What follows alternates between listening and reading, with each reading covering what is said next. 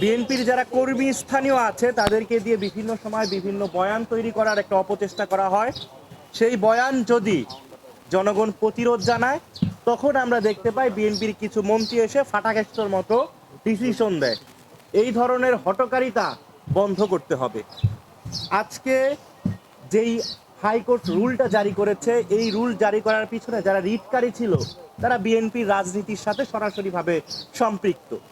তো আমরা কি দেখতে পাচ্ছি? আমরা দেখতে পাচ্ছি বিএনপি একভাবে মুখে এক কথা বলছে, আর তাদের যে কর্মসূচি রয়েছে সেই কর্মসূচিতে তারা সম্পূর্ণরূপে তারা এক ধরনের মুনাফিকিতে লিপ্ত হয়েছে।